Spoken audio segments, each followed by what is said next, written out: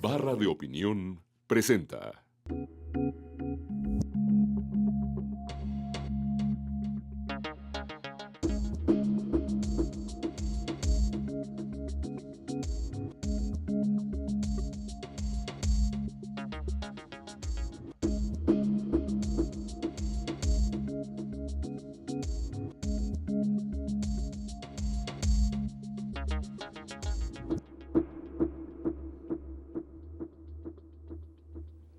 Hola, muy buenas noches. Qué bueno que nos acompañan en esta nueva emisión de Entre Tres.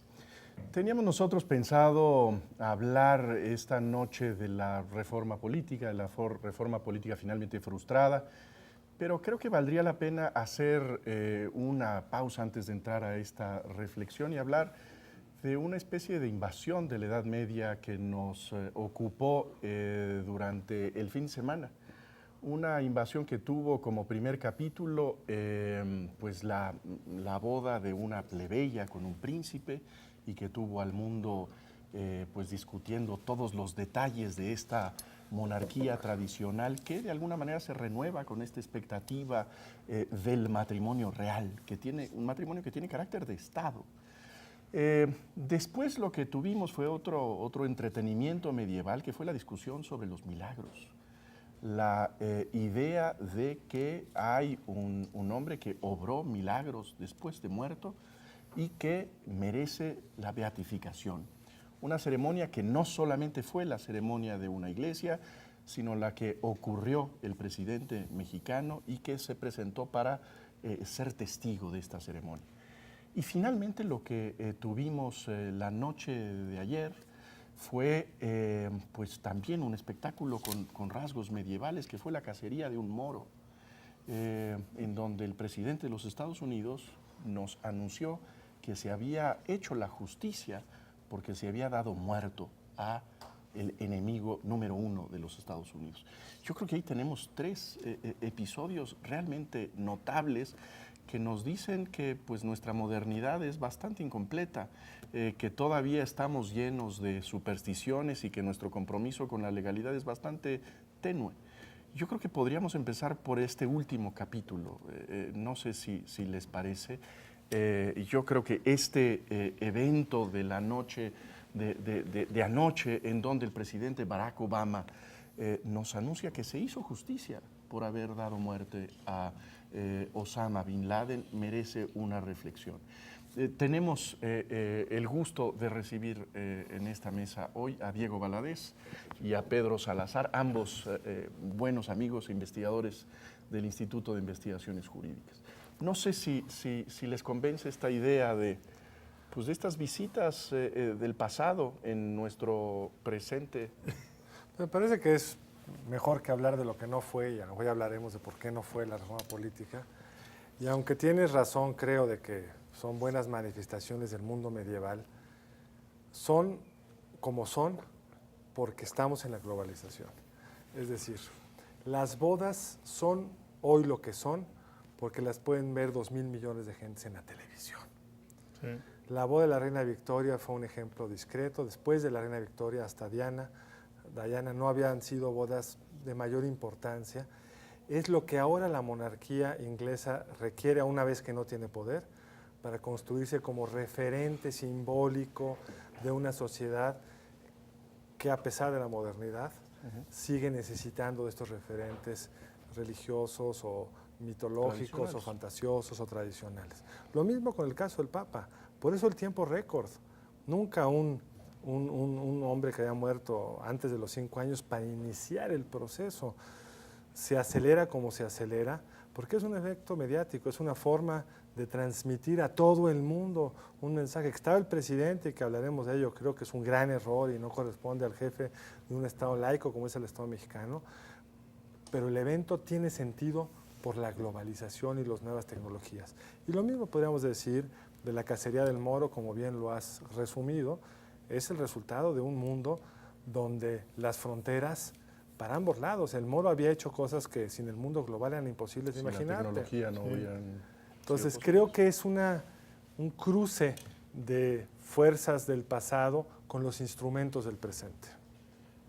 Yo creo que una distinción interesante que se puede hacer, sin embargo, porque son 3 episodios, pero uno de ellos, el que tiene que ver con el Papa y con la presencia del presidente de México, no es un episodio que se agote en 24 horas. O sea, no es solo parte de un fin de semana medievalista. Esa ya es la medievalización, o traduce la medievalización de México a lo largo de varios años. Porque realmente lo que tenemos es la pérdida, como decía Carlos, de ese proceso que nos llevó mucho tiempo construir, de un Estado secular o laico. El hecho de que el presidente haya ido acompañando a otros jefes de Estado, el de Polonia, por razones explicables, el del Congo y el de Honduras. Por razones explicables. Sí, aduciendo que se trataba de un acto de Estado. O sea, un acto religioso se convierte en acto de Estado y cobra esa dimensión. Y en esa medida se dice que no era impugnable legalmente, como realmente no lo es, por lo menos desde mi punto de vista, pero sí desde el punto de vista de una tradición política que también es respetable y que también es vinculante. Y eso se rompió. Hay un flanco de crítica que tiene que ver con los principios del Estado laico, pero yo creo que otros tienen que ver con los principios del Estado de Derecho. De quien estamos hablando es de un hombre que tenía, de acuerdo a los testimonios que se conocen, mucho conocimiento de las trapacerías de Marcial Maciel, en donde se trata no solamente de un encubridor de Marcial Maciel, el hombre que ha sido beatificado, sino de un promotor de Marcial Maciel. En ese sentido, particularmente de un presidente michoacano, de un presidente mexicano, que viene del estado de Marcial Maciel, uno esperaría cierta prudencia para manejar no solamente para cuidar al Estado laico, sino también proyectar un mensaje en donde su discurso de la legalidad y de ataque al crimen organizado tendría que tener ahí también pues una línea de coherencia, ¿no? Yo creo que en esa dimensión es en la que ese caso adquiere una relevancia distinta. Es decir, que haya una boda real en el Reino Unido y que eso se vuelva un evento mediático internacional, pues me parece que más allá de lo que nos habla del imaginario colectivo y de la recreación de ciertas imágenes que siguen siendo atractivas para mucha gente, pues no debe ser un tema, digamos, de una trascendencia política para nosotros, ni tampoco tiene un impacto más allá de la esfera geopolítica en la cual este evento es un evento de Estado. Los otros 2 casos son distintos. El caso de la beatificación del señor Juan Pablo II tiene una relevancia importante, creo que en 2 dimensiones. Una es de alguna manera la legitimación de esta serie de hechos reprobables que trascienden a la dimensión mexicana y al caso de Maciel, es decir, los hechos de abusos a menores por sacerdotes fueron hechos a nivel mundial, es decir, fueron miles de niños y niñas abusados de manera sistemática a lo largo de un periodo de tiempo muy prolongado. Y en ese sentido, me parece que este es un hecho que viene a avalar y a pretender darle vuelta a la página de uno de estos acontecimientos que por su naturaleza, por su dimensión, por sus consecuencias, debe ser más reprobado por la colectividad internacional, ¿no? Y además, bien lo señala Diego, con un ancla directa a la esfera de lo nacional, es decir, es un evento de carácter internacional del cual se tiene una especie como de anclaje nacional y se convierte en un evento con importante significado en el ámbito de la discusión política, social y cultural mexicana. Y el otro evento, nada más apunto a la nota, también es relevante desde la perspectiva del Estado de Derecho, como señala Jesús. Es decir, que frente a la posibilidad de utilizar los instrumentos del derecho para perseguir, para detener, para juzgar a una persona indiscutiblemente, digamos, enemiga de las instituciones democráticas y, en fin, un terrorista, y optar por la vía de la cacería, me parece que también nos habla mucho de una especie de tolerancia generalizada a la utilización de la fuerza y un abandono, digamos, a la domesticación que suponía el uso ilustrado del derecho, de los procedimientos legales, de los juicios, para imputar responsabilidades y para que quien fuera responsable de acciones reprobables, pues encarara la justicia, no de las balas, sino la justicia del derecho. Ahora, arrancando con este último nota, ese mundo supone que todos los estados están comprometidos con esos principios. Cuando ese terrorista encuentra refugio en una zona densamente poblada por generales del gobierno del país Pakistán, que siendo aliado de Estados Unidos es un aliado muy ambiguo, y que sabemos que ha tenido cobertura de otros estados en varios momentos de apremio, como lo han tenido otros terroristas, la cosa vuelve más complicada. Sí sería lo deseable lo que tú dices, pero no puedes hacer un llamado a la justicia internacional que no tiene los instrumentos, porque hay estados que no colaboran y aunque no colaboran no pagan un costo al respecto. Ahora, creo que en el caso de lo del Papa y la visita del presidente, es muy sorprendente que no solo haya sido el presidente, como que hubo un abrazo de muchos medios de comunicación, de muchos comentaristas, donde hubo algunos incidentes aislados de crítica, estos datos recientes que salieron ayer o antier, sobre que las críticas contra el padre Maciel no eran de ayer, eran del 56, sí, más o menos documentadas. Es decir, estamos hablando de una estrategia de un encubrimiento contra crímenes en el Estado mexicano, que es lo que decía, te vuelves cómplice de esos crímenes si de alguna forma los encubres, los proteges, etcétera. Sí me parece que esa dimensión, no solo del presidente Calderón, que por supuesto es primeramente responsable, pero todos aquellos que celebran sin recordar qué papel jugó en este lamentable incidente. Yo creo que es la visita del presidente a Roma ya no puedo decir es un error, porque sería ingenuo pensar que es un error. El presidente de los Estados Unidos mexicanos era quizá el primer presidente que no debió de haber acudido, porque el señor Maciel tuvo como escenario principal a México y los delitos fueron cometidos en contra de mexicanos. Es decir, había una ofensa pública. No se trata de una cuestión mayor, todo delito es una ofensa pública. Y el presidente debió de haber salido a ratificar, dado que no se pudo proceder en contra de este señor, que había una ofensa pública pendiente. Él nunca debió de haber acudido. Segundo lugar, era un mensaje internacional, porque como lo estás diciendo, al fin y al cabo, los ofendidos son muchos en muchos países, y el Vaticano dio cobertura en Alemania, en Boston, en Irlanda. O sea, podríamos citar a los miles de personas que han resultado afectadas en sus vidas privadas por esa cobertura que le dio el Vaticano. El presidente sabía perfectamente que iba a haber estas reacciones. Es decir, no podemos pensar que la Oficina de la Presidencia de la República no balanceó, no ponderó, porque además hay, y ese es el tercer asunto, que es una actitud francamente de engaño, pero es tratar de disimular la visita, como si fuera una visita de Estado. Cuando no hubo un solo asunto de Estado entre el Estado Vaticano y el Estado mexicano que tratar, pues francamente ofensivo al sentido común. Hay un boletín de prensa de la Presidencia de la República diciendo que se trata de una visita de asuntos oficiales. Los votos, el intento de traer al Papa a México en el próximo año para ver si esto logra amainar. ¿Qué argumento? Bueno, pues yo no sé, no, pero creo que es una ofensa.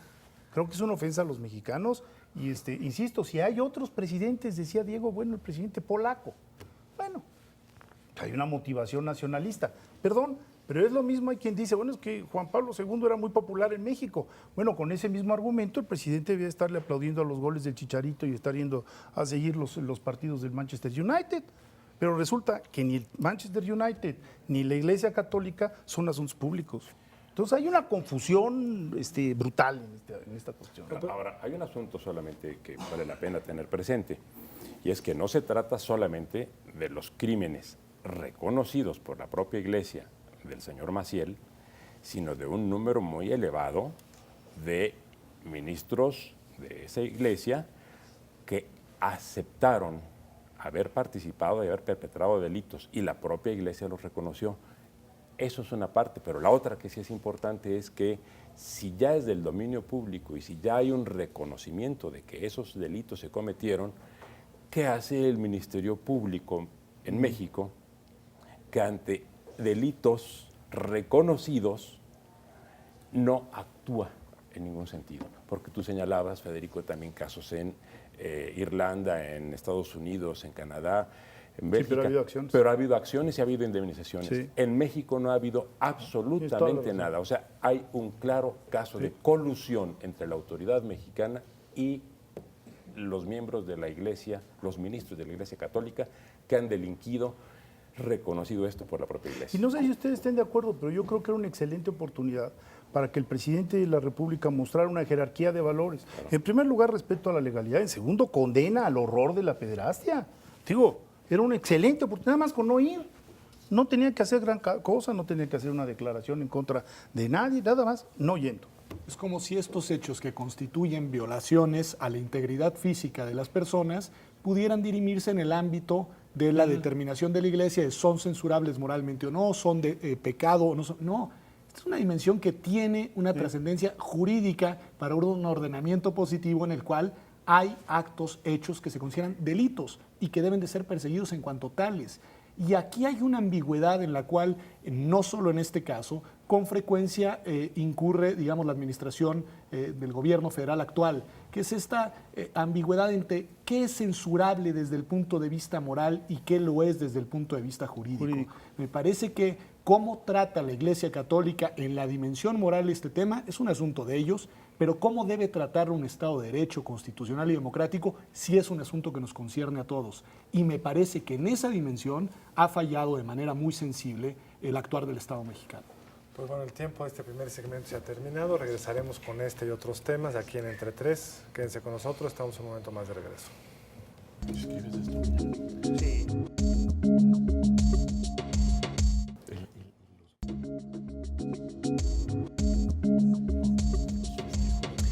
Bueno, decía Carlos Elizondo durante el receso que se nos había olvidado tocar un punto que es central, y es que además el presidente de la República, en esta ambigüedad de condiciones, porque hay que recordar que al fin y al cabo el proceso de beatificación y canonización es un asunto interno de la Iglesia Católica, en la cual no tiene nada que ver el Estado mexicano. Es decir, era una fiesta interna de ellos. Y el Estado mexicano no tiene por qué ir a esa fiesta. Y decía Carlos con toda razón que además el presidente extendió una invitación al Papa para que venga en una visita porque los mexicanos estamos sufriendo mucho por la violencia, como si esto fuera un linimento nacional para todos los mexicanos. Entonces, ¿por qué no armamos una visita del Papa? Lo cual delata una intención política muy aviesa. Es decir, no se trata nada más de vida espiritual, sino de venir a suavizar un poco los momentos difíciles que estamos viendo los mexicanos, ¿no? Lo más medieval ahorita es que el Estado mexicano ha perdido control sobre su territorio. Y la solución no es ponerse a rezar, la solución es enfrentarlo. La solución es no ayudar al sufrimiento de los mexicanos, sino darle los instrumentos para que ya no sufran.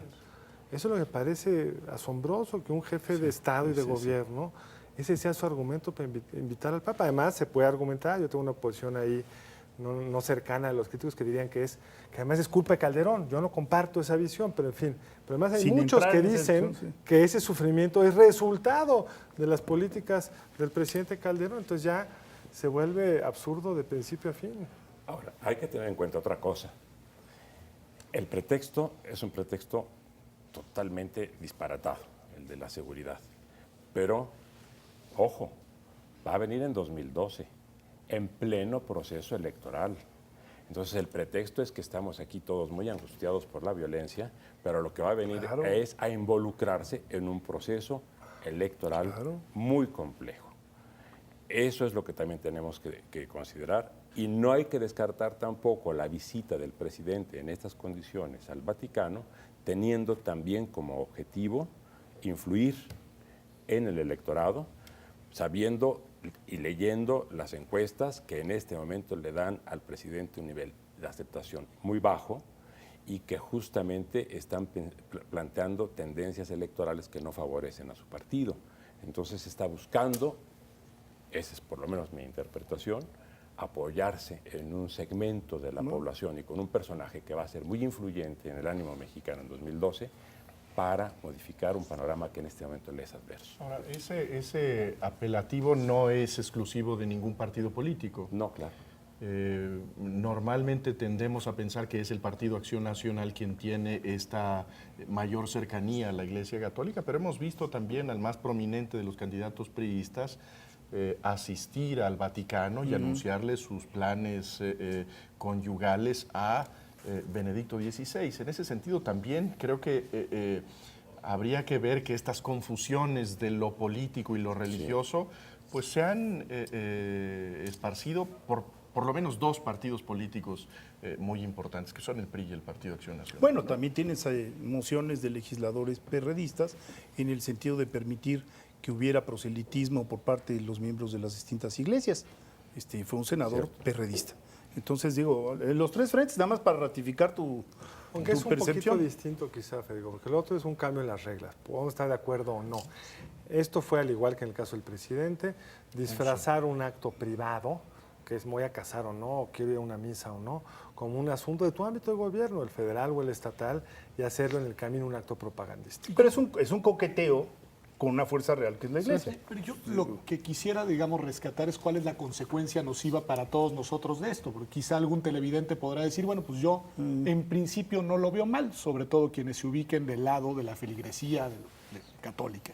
Yo creo que el problema es que esto impide después ponerle altos y límites a las distintas iglesias, y en particular a la Iglesia Católica, cuando desde desde el altar se entrometen en los asuntos públicos e intentan incidir en la configuración de las decisiones colectivas. Es decir, esta estrategia de utilización de lo religioso como un instrumento de propaganda política, que al final es lo que estamos diciendo, es decir, van a buscar desde la utilización y explotación de la fe de una mayoría recursos religiosos para aumentar su popularidad política en el país. Con éxito o sin éxito, ese ya es otro tema. Bueno, eso debilita las posibilidades del Estado mexicano de exigirles a las iglesias, digamos, respetar la autonomía estatal.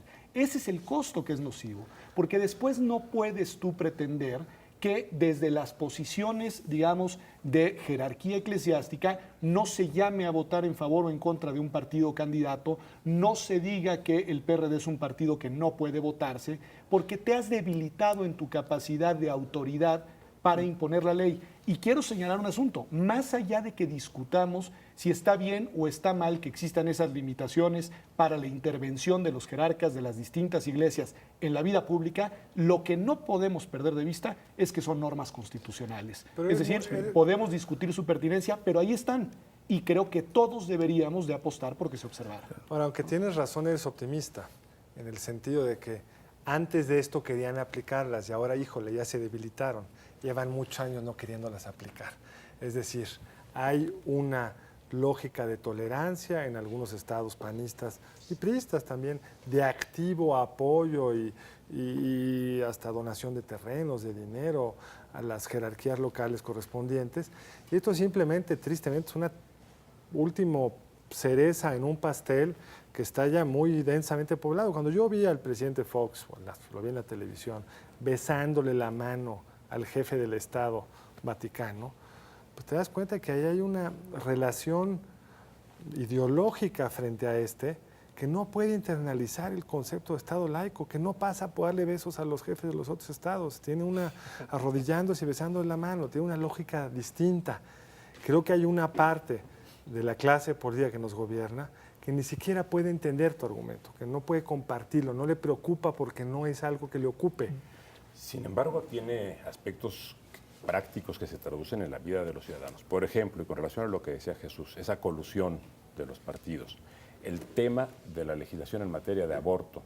18 estados reformaron sus constituciones en un año y en todos los casos, sin excepción, votaron a favor PRI y PAN.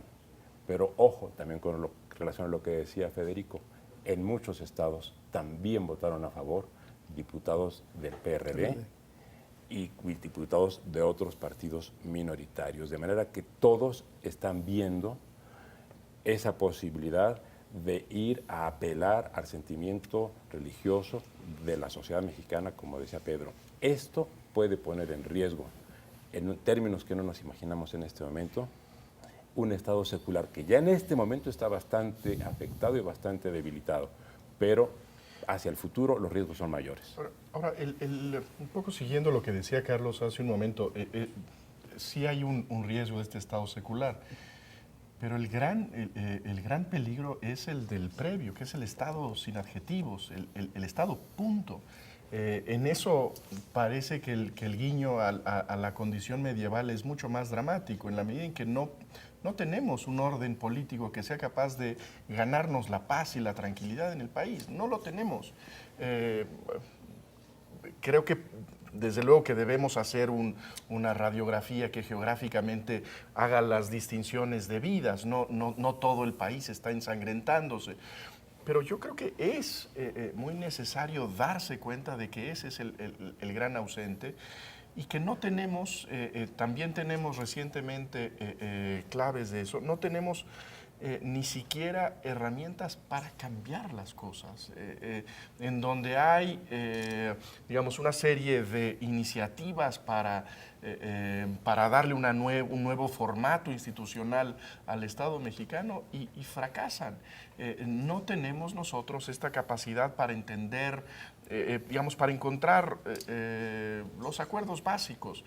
A veces, a lo mejor por fortuna, digamos, en materia de la Ley de Seguridad Nacional, a lo mejor por fortuna no encontramos esos acuerdos, pero creo que en otros lados con grandes consecuencias negativas, ¿no? Yo creo que, a ver, intentando un poco cerrar el círculo de las causas y los efectos en el tema que nos ocupa, yo creo que uno de los problemas que enfrenta una organización estatal para cumplir estas tareas que tú señalas es la de lograr su propia autonomía frente a los distintos factores de poder.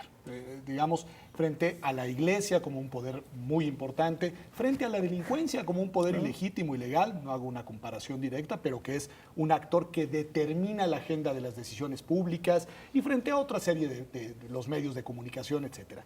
Esa autonomía constituye una condición necesaria para que el Estado pueda imponer su ley, para que el Estado pueda someter a quienes infringen los límites que las normas les imponen, en todos los terrenos.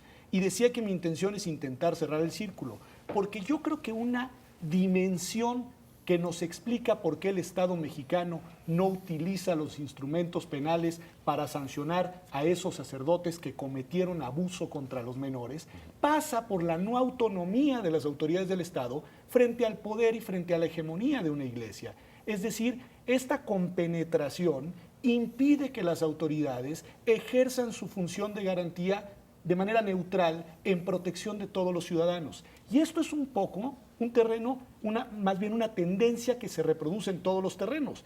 Cuando el Estado es incapaz en Tamaulipas, en San Fernando, etcétera, de garantizar la seguridad de las personas, en una cierta medida se debe a que ese Estado esté infiltrado por la organización criminal que es la que controla el territorio. Es decir, no hay una entidad estatal que frente a los distintos dilemas, debates y conflictos se coloque del lado de los ciudadanos, que somos los más débiles en las ecuaciones de poder, y le ponga el alto a los distintos tipos de poderes. Creo que esa es la constante que nos permite encontrar una columna vertebral común a este tipo de cooptaciones estatales. No se pone del lado de la ley, que es peor, que sería ponerse al lado de los ciudadanos, porque al final de cuentas las leyes están diseñadas en principio para defendernos a los ciudadanos. No tendría que tomar partido por uno u otro, por la legalidad. Sí. Porque todas estas conductas que has narrado, con las instituciones actuales, implicarían una forma de actuar distinta. Y lo vemos en la relación de muchos empresarios con los órganos reguladores, cuando tienen conflictos en el ámbito penal lo resuelven violentando esa misma autonomía, como el caso de la viuda de Azcárraga, que vimos un elemento lamentable la semana pasada, pues de uso de la fuerza para exigirle una solución, un conflicto en el orden civil. Es decir, esta idea de que los grupos con poder se hacen de los actores responsables de tomar decisiones, los capturan y toman decisiones a su favor. Luego nos preguntamos, ¿y por qué no construimos un Estado de Derecho? Pues no, porque a los poderosos en general no les gusta. Les es mucho más cómodo que les sean cercanos, que les sean amigos, que les resuelvan los problemas. Ahí es donde tiene sentido esta idea de que lo que hace falta para consolidar una democracia es un Estado fuerte, no un Estado autoritario. pero un Estado fuerte, capaz de imponer la ley Exactamente. frente a otros actores que por las funciones que realizan tienen capacidad de condicionar el comportamiento del Y mismo. cuando se hace una propuesta para fortalecer un poco las instituciones, que es el tema Sí. que acaban de mencionar todos, se congela, se paraliza. Que no era tampoco una reforma muy ambiciosa. La pero es una- política, digamos. La reforma política, pero es una reforma que denotaba ya ponernos en la ruta de cambios institucionales interesantes. Inclusive esta reforma planteaba cosas positivas, pero la paralizan. Y entonces esto que dice Jesús que hay que fortalecer, que el problema es el Estado, sí, el problema es el Estado, lo que estamos diciendo los 5. Pero ese Estado es el que no dejamos ya embarnecer. En parte... Y confundimos Estado con gobierno. Porque la crítica del Congreso, de la fracción priista en la Cámara de Diputados es que no se nos dio la cláusula de mayoría para tener un gobierno con margen de maniobra. Eso es otra cosa. Amplias mayorías no son Estado fuerte. Es capacidad de un grupo de tomar decisiones en uno u otro sentido, que pueden ser de interés general o no. Es la construcción de reglas que vayan más allá de por quién supuesto. tiene las mayorías y que incluso nos proteja de que las mayorías usen esa regla en contra de los intereses que la norma defiende. Pero a ver, a mí me gustaría recuperar algo que dijo Diego y que tú también de alguna manera trataste, que es esta captura de las instituciones, pero también es una captura de las instituciones porque nosotros vamos a abrir la puerta, ¿no? Y digo, en el caso de la visita del presidente a Roma, la invitación pues es nosotros entregando, es decir, nosotros los mexicanos entregándonos a intereses con tal de obtener los votos. Y después nos asombramos de tenerlos en casa y de tenerlos adoptando, digamos, situaciones y facultades que no les corresponden. Pues son errores nuestros, de los 3 partidos políticos mayoritarios, de los pequeños, de todo el mundo. Decías tú lo del cambio en las legislaturas estatales, en las legislaciones estatales con relación al aborto, que no solo no fue neutralizar, sino que se cayó en la penalización. Hay que recordarlo, o sea, no fue nada más decir, bueno, no, se aprobó, el PRI aprobó la penalización después de que partíamos del supuesto de que la presidenta en turno de ese partido y los principios de ese partido garantizaban que hubiera una postura en contra de la penalización, no a favor, en contra de la penalización. Y le dieron la vuelta, ¿por qué? Por intereses locales. Fueron a ponerle el tapete rojo a la iglesia, a decirle, señores, estamos de acuerdo con tal de tener su Y aprobación. de nuevo, Federico, con un resultado ominoso para la construcción de un Estado de Derecho democrático. Es decir, ¿a qué me refiero? Esta situación nos ha llevado al absurdo paradójico de que una mujer puede interrumpir su embarazo legítimamente ejerciendo un derecho fundamental con todas las garantías que ello supone, digámoslo así, de Tres Marías para abajo, pero si lo hace de Tres Marías para arriba, incurre en un acto que es tipificado como delito y que es susceptible de encarcelamiento. Es decir, es una fractura del principio de igualdad en derechos fundamentales que en verdad constituye, digámoslo así, de alguna manera una especie de retroceso estructural en la consolidación del Estado democrático, ¿no? Del Estado democrático y constitucional. Incluso violatorio del artículo 1 constitucional, vamos, en algún sentido, ¿no? Y a la lógica elemental de los derechos fundamentales que tiene, digamos, como principio base el de ofrecer garantías iguales, en este caso para todas, digamos.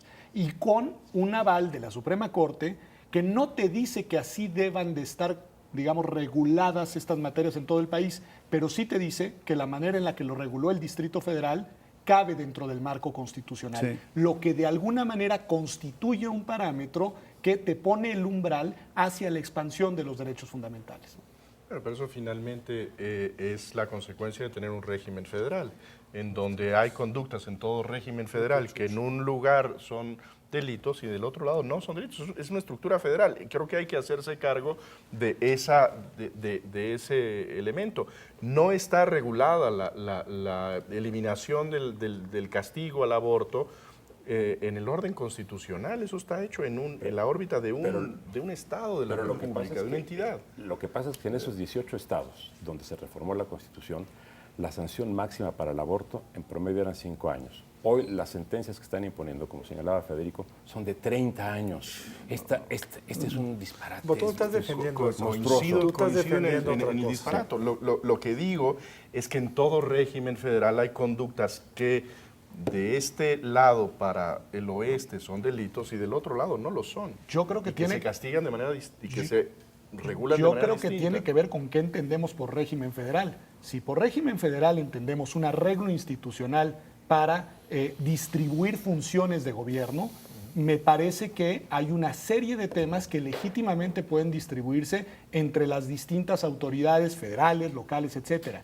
Pero yo creo que en un régimen federal que funciona sobre la base de un Estado constitucional de derechos, los derechos fundamentales no pueden estar condicionados a las fronteras de la distribución de los Pero poderes, no se ha aunque suceda en consagrado otros como un países. derecho fundamental el derecho al aborto. No está en la Constitución mexicana, Pero en se el ha capítulo consagrado- de derechos fundamentales, no está toda mujer tiene derecho a practicarse un aborto sin recibir castigo alguno. No pero está se ha regulado. consagrado, digamos, por una interpretación de la Corte, un piso mínimo que te dice que una regulación penal Podría ser. que no contempla pena de cárcel para quien interrumpe el embarazo cabe dentro del marco constitucional. Y eso me parece da ya un parámetro, crea un piso mínimo de umbral. Pero bueno, En fin, es otra tenemos historia. aquí una exigencia que es irnos a una pausa, pero regresamos muy pronto.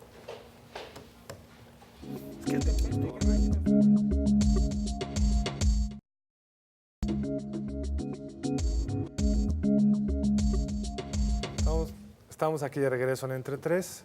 Y quizá podríamos ahora pasar al tema que originalmente convocó aquí a Pedro y a Diego, cuando no veíamos venir este fin de semana tan complicado, que es lo que en su momento parecía que iba a salir, o que algunos creyeron que iba a salir, que no salió, que fue la promesa de una reforma electoral que incorporaba, o reforma política que incorporaba una serie de, a mi juicio, mejoras, pero más allá quizá de hablar de esos cambios en concreto, pues la lógica política de México que está impidiendo que salga lo mínimo. Es decir, en la Cámara de Diputados, el PRI mandó una iniciativa de reforma laboral que luego rechazó él mismo, digamos, no votó, ya no quiso saber de ella. La fracción del PRI en el Senado fue la que impulsó esta reforma política de bastante largo aliento y fue a atorarse a la Cámara de Diputados por la fracción priista. Lo decía hoy Chucho en su artículo de Reforma, ¿no? Si pues, querían el poder, querían las mayorías, ya la tienen. ¿Para qué? Y la conclusión que saca Chucho es que no quieren para nada, sino para tenerla, ¿no? Ahora, yo quisiera, antes de entrarle al asunto ya muy puntual del ya no digamos el tropiezo, el bloqueo, lo que sea, de la actual reforma política, decir que porque a lo mejor el auditorio debe estar diciendo otra reforma política, pero si ya hemos visto no sé cuántas reformas políticas. Pero la verdad es que las democracias que están en construcción, las demografías que están en cambio, siempre van generando distintas demandas. Es decir, le pasa como a los niños o a los adolescentes que de pronto la manga les queda corta, ¿no? Y el problema que no habías visto hace 3 o 6 o 9 años, de pronto está ahí.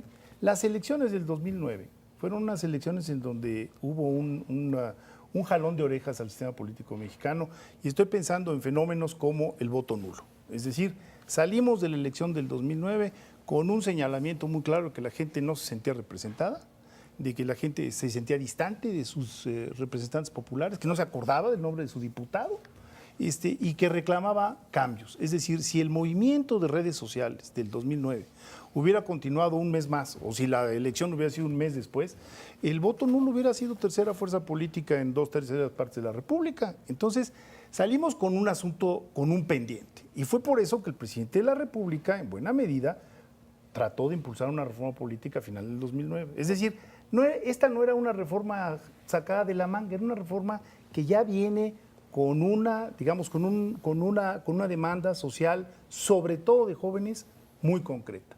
A esa reforma del presidente de la República, que también fracasó, se le sumó después una iniciativa en el Senado, liderada por el senador Beltrones, y parecía, por fin, que íbamos a tener varios puntos de acuerdo entre la reforma del presidente de la República de finales del 2009 y esta reforma propuesta en el Senado por la fracción priista.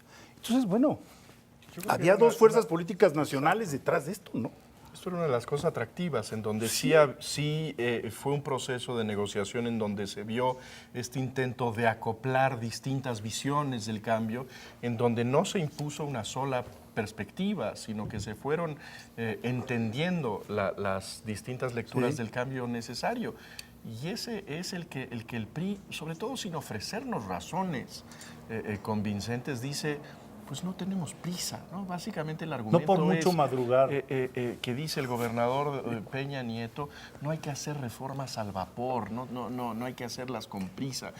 Bueno, Pues finalmente creo que este es uno de los argumentos en donde de lo que se trata es de ir echando el camión para adelante, de postergar todas las decisiones, ¿no?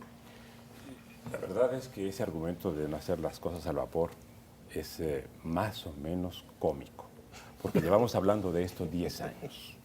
O sea, quien diga después de 10 años es un que vapor. es bueno, A fuego lento. ahora, a lo mejor se refiere a otra cosa, a que la carga de vapor es muy fuerte y que la presión del vapor está muy fuerte.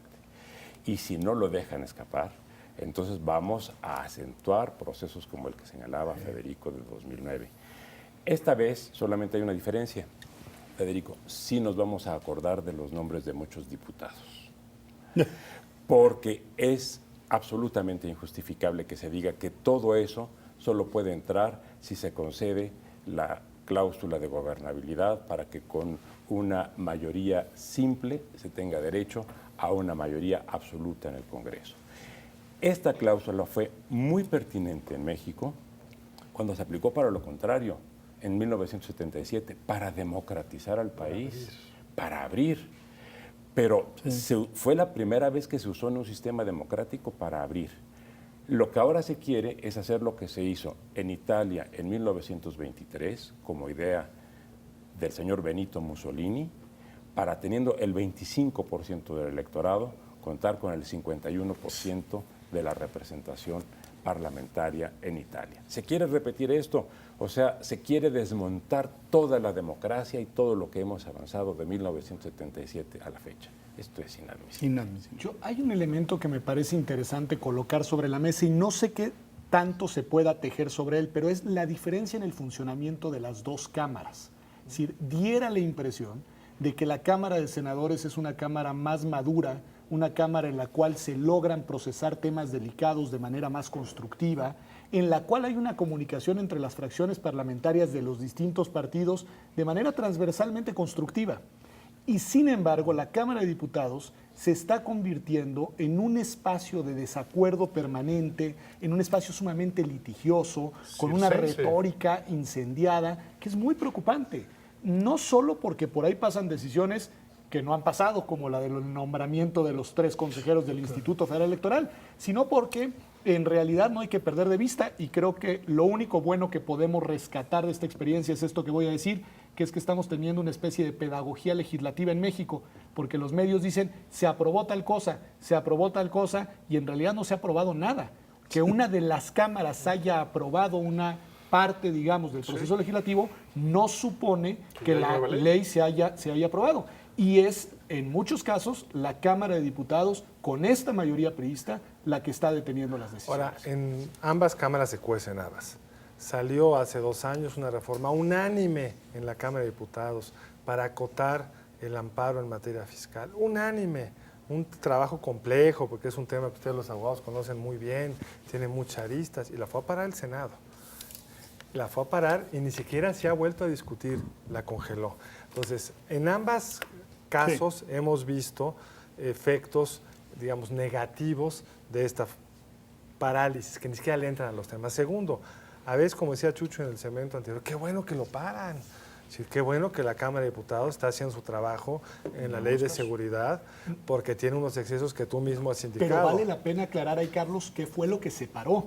En el caso de la Ley de Seguridad Nacional, la propuesta aprobada por el Senado, dentro del contexto en el que estamos viviendo hoy, era, digámoslo así, medianamente aceptable.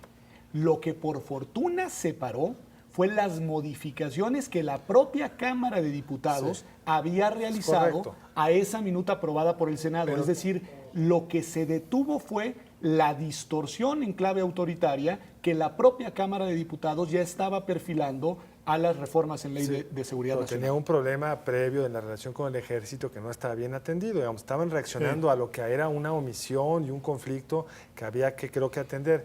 Pero tercero, que es quizá lo más paradójico, se fue la luz. Eso es lo más paradójico. ¿Esto sí es una novedad?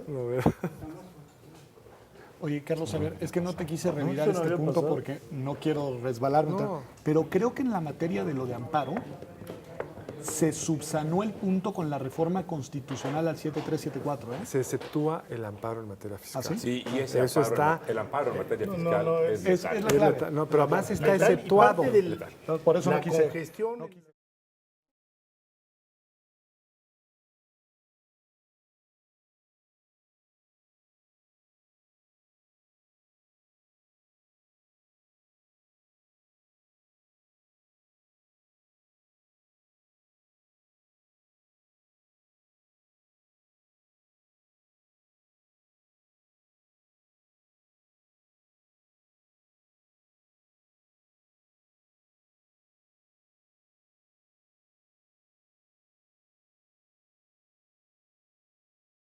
Cámaras se cuecen habas.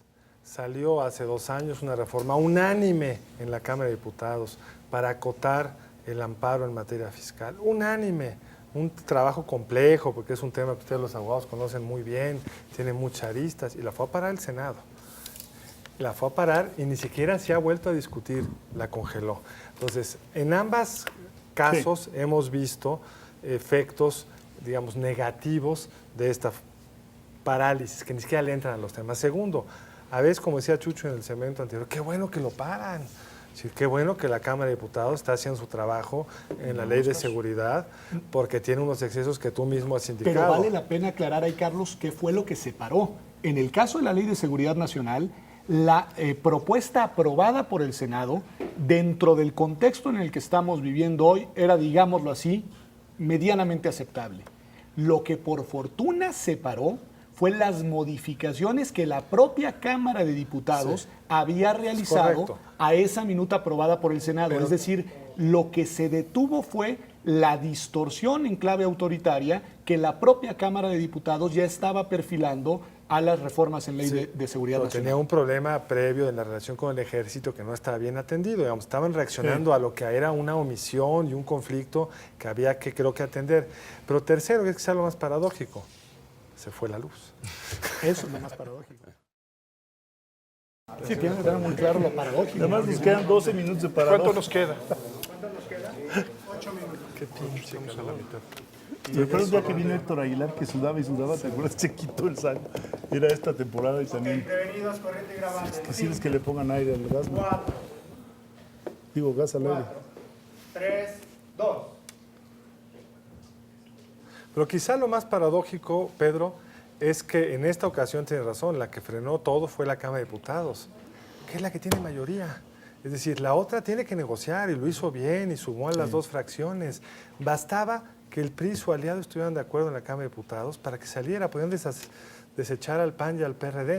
Entonces estamos hablando de un problema aún más serio, porque ahí sí hay en principio una mayoría. Presumieron esa mayoría y no están sacando cosas. Después también hay un asunto que puede ser, digamos, un anticipo preocupante de lo que se viene. Si, digamos, si lo que se ha ocurrido es real, en el sentido de que el gobernador del Estado de México pidió a la fracción, a los diputados de su grupo parlamentario que votaran, que no aprobaran que se fuera la discusión de la reforma política, pues nos deja ver, en primer lugar, digamos, un vacío que ya se está, el vacío de cambio que ya se inició oficialmente de aquí hasta que pasen las elecciones del 2012. Esa sería la versión light, porque la versión más preocupante sería la de que hay oposición a este tipo de reformas.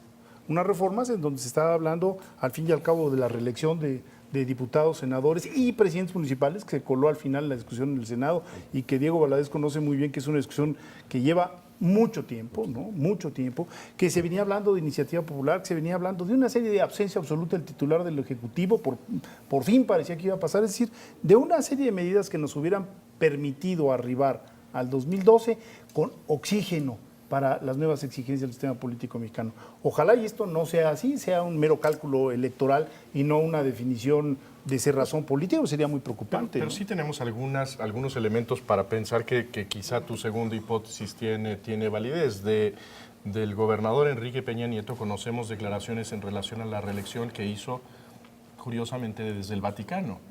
Y dijo explícitamente que la reelección era una mala idea porque iba en contra de nuestra historia. Sí. Y en materia de reforma política, lo que ha insistido es justamente esto de mover las tuercas del aparato constitucional para que el que tenga más votos tenga asegurado el regalo de la mayoría, que me parece, coincido con Diego, que es una reforma que va a contracorriente del avance del pluralismo. Yo creo que lo que tenemos que hacer es vivir con el pluralismo, tratar de aprender a gobernar en ese contexto y no echarlo para atrás para tener un país en donde haya una mayoría y una oposición, eliminando el resto de las fuerzas políticas del país, que sería, me parece, la consecuencia de esa propuesta, ¿no? Y ahora, lo que tú decías, sí creo que, digamos, la hipótesis 1 es la de entrada, esa es, digamos, más allá de que a lo mejor tienes otra motivación. Sin perder cualquier esperanza de que haya alguna reforma relevante de aquí a diciembre del 2012. Ya no saldrá, porque están en el tono de cualquier minoría hoy tiene capacidad de veto. Es decir, hasta las mayorías tienen pero la propia mayoría tiene propuestas. sus minorías, si se quiere, no quieren ofender a ninguno de los grupos, porque lo que ha manejado muy bien el PRI, lo manejó muy bien Peña Nieto, fue en el proceso de selección de candidato, y quiere hacer lo mismo en el proceso de la selección del candidato del PRI, que espera ser él, no fracturar, que no haya enojados, que nadie se moleste. Y tristemente en política, hacer cuesta más que no hacer. Porque cuando haces, afectas a una gente en concreto. Cuando no haces es más difuso, se enojamos aquí Diego, nosotros, el que sea, pero no pasa gran cosa. Y sí creo que la clave hacia ahora, hacia adelante, seguramente va a ser de que no pase gran cosa. Yo creo que vale la pena hacer un breve paréntesis para explicar el tema de qué tan históricamente está relacionada la no reelección con nuestra vida constitucional.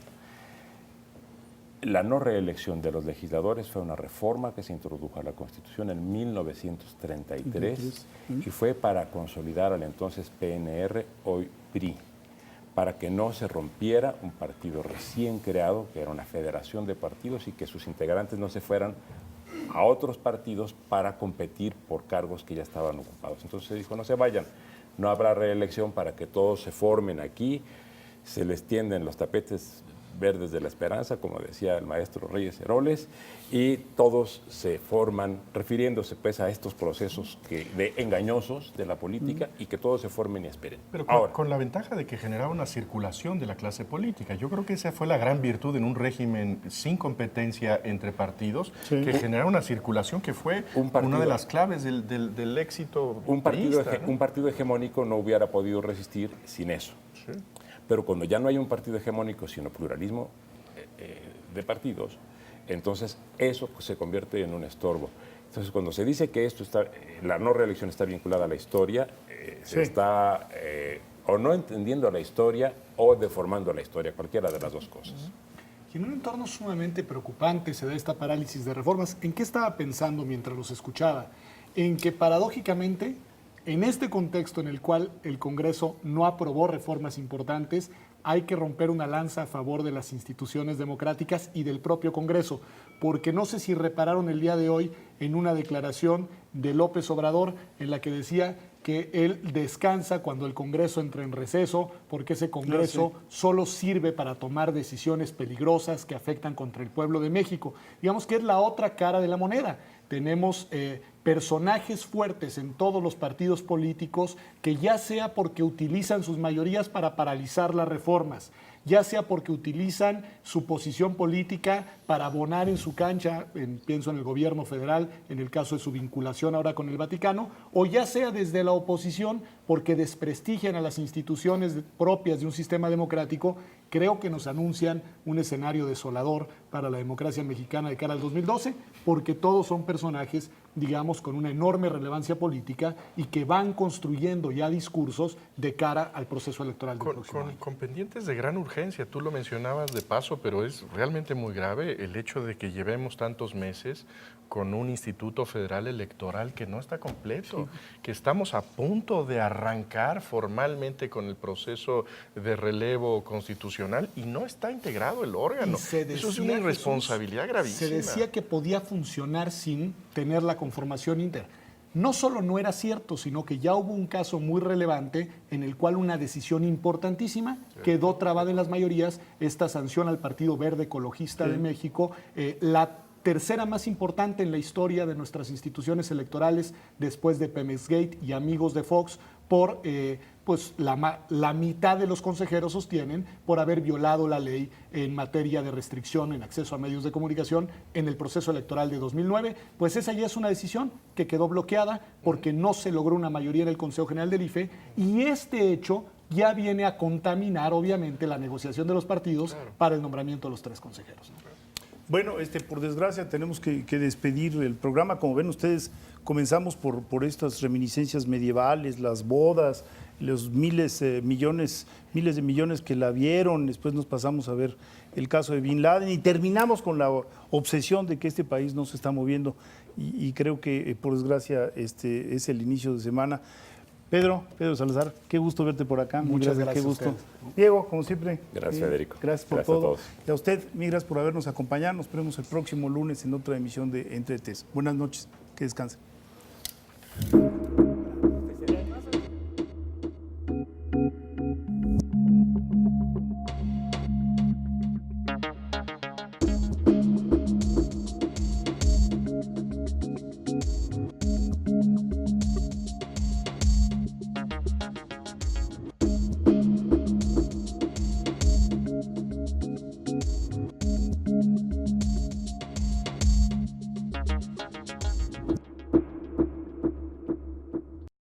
Barra de Opinión presentó